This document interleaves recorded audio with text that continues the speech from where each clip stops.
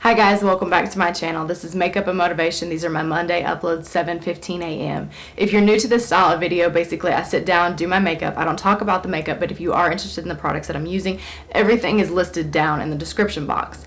So basically, I read a piece of encouragement, whether I wrote it today, yesterday, 5 years ago, whenever. My goal with these style of videos is to encourage you, to motivate you, but not only that, to get you thinking about growth and the changes that we all need to make. So, we'll get started. Today's piece is titled Lemonade. What do you think about when you hear lemonade?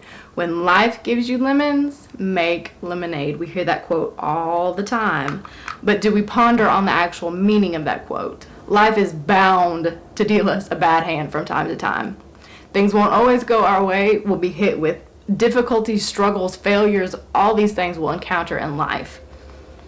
But always, always make the best of what you have. Now, that's easier said than done. I know this, because I'm right there with y'all. When things in life become difficult or we become even just simply inconvenienced, mood-wise, our mood can drop significantly when things are difficult, and even if it's not something serious, we can get a bad attitude real fast. The story of Joseph, Genesis 37 through 50, tells us of how Joseph was literally sold into slavery by his envious brothers. Envy filled them to such an extreme level of hatred that they sold their own brother. And I know that so many of us can't imagine that, but we allow ourselves to be envious. We allow ourselves to hate, and hate can grow to an unreal amount if we're not cautious and careful. We're not supposed to envy, and it's important that we don't. But we're not going to be looking at that aspect of the story, though it would be an amazing one to look at.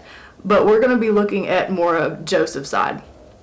He was dealt a crummy hand because his own brothers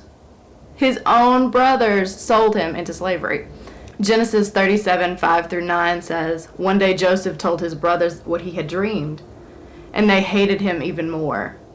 Joseph said, 'Let me tell you about my dream. We were out in the field tying up bundles of wheat. Suddenly, my bundle stood up, and your bundles gathered around and bowed down to it.' His brothers asked, 'Do you really think that you will be king over us and rule over us?' Now they hated Joseph more than ever because of what he had said about his dream.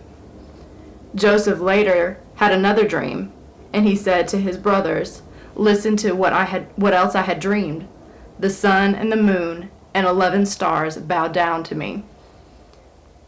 So they already hated him, but he's having these dreams, these prophetic dreams, and his brothers hated him even more. They were filled with envy. They were filled with rage towards him. And to feel the things that they did, to do what they did, you have to be enraged. You have to be filled with hatred. You have to be filled with envy to go through what you've done. And you know what God did? God brought Joseph into power. In fact, the second most powerful man in Egypt aside from Pharaoh. That is a big deal. The king and his officials liked this plan. So the king said to them, "Who could possibly handle this better than Joseph? After all, the Spirit of God is with him." The king told Joseph, "God is the one who has shown you these things. No one else is as wise as you are, or knows as much as you do. I'm putting you in charge of my palace, and everybody will have to obey you. No one will be over you except for me. You are now governor of all of Egypt." The king took off his royal ring and placed it on Joseph's finger. He gave him fine clothes to wear and placed a gold chain around his neck. He also let him ride in the chariot next to his own, and people shouted, "Make way for Joseph." So Joseph was the governor of Egypt. The king told Joseph, "Although I am king, no one in Egypt is to do anything without your permission." Joseph was only 30 years old when the king made him governor. Taking control over our mindset and attitude gives us some control over our circumstances. Be grateful for everything and never stop praising God. There is a bigger picture that we do not see yet. So regardless of whatever you're going through right now, if your life has been completely flip-flopped upside down and you don't know what to do, there's another side of it. You'll come out on the other side of it. You have never been through anything that you haven't gone through or gotten through. Nothing.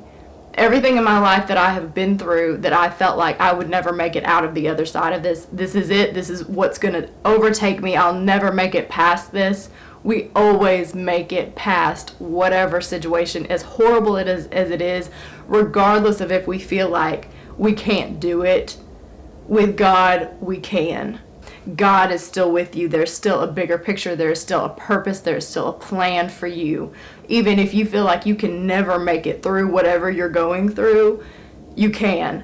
You know, we're so bad about saying, well, I just don't know how I'm gonna make it. I don't know how I'm gonna make it through this. You know, I don't know how I'm gonna pay my bills. I don't know how, you know, I'll ever be in a relationship again. I don't know how my family will come back together. I don't know how this or that.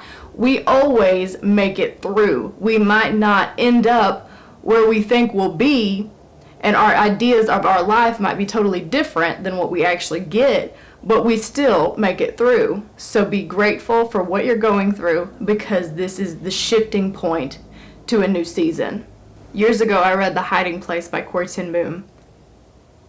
One of her stories stuck with me for years, and it's still with me. Thankful for the Fleas. That story has never left me, and I mean, that's probably been over a decade since I read that book. But that story sticks. Corrie and her sister Betsy were imprisoned for harboring Jews from the Nazis during World War II.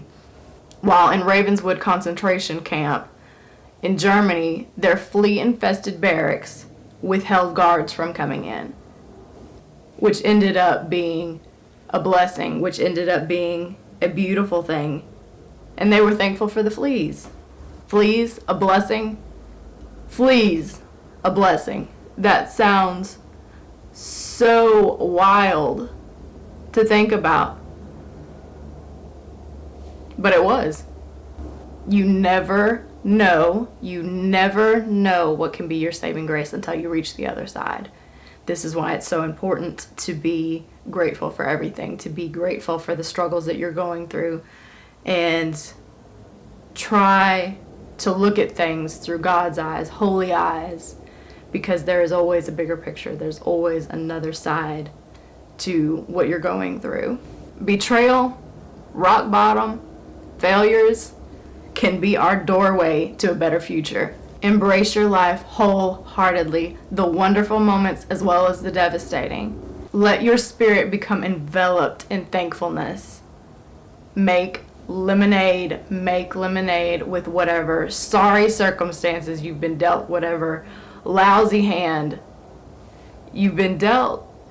Make the best out of it. Romans 12:17-21 says, repay no evil for evil. Have regard for good things in the sight of all men. If it is possible, as much as depends on you, live peaceably with all men. Beloved, do not revenge yourselves, but rather give place to wrath. For it is written, vengeance is mine, I will repay, says the Lord. Therefore, if your enemy is hungry, feed him. If he is thirsty, give him a drink. For in so doing, you will heap coals of fire on his head. Do not be overcome by evil, but overcome evil with good. It is so easy to want to retaliate, to want to do whatever horrible thing that somebody has done to you, to repay it, to make yourself feel better in that moment, to lash out in rage. It is so tempting to want to do, but by doing good, by staying pure of heart, by staying willing to serve by avoiding the temptation to be horrible, you are doing so much good. And that is, I think, the best revenge is to have no revenge, because regardless of whatever somebody has done to you, they can't knock you to the point of being like them. You know, I've encountered things in my life, and I've experienced things in my life where I have wanted to be awful because people were awful to me, but to be unchanged by someone's actions is power at its finest.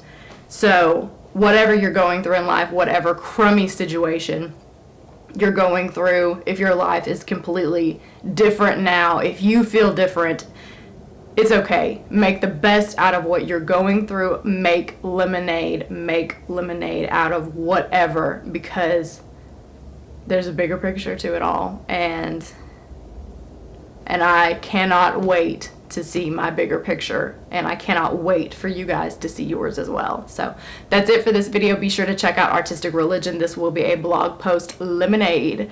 If you haven't subscribed yet, I would appreciate it if you would do so. If you want to be notified when I post, hit the bell. Other than that, I will see you guys in my next one. Bye, guys.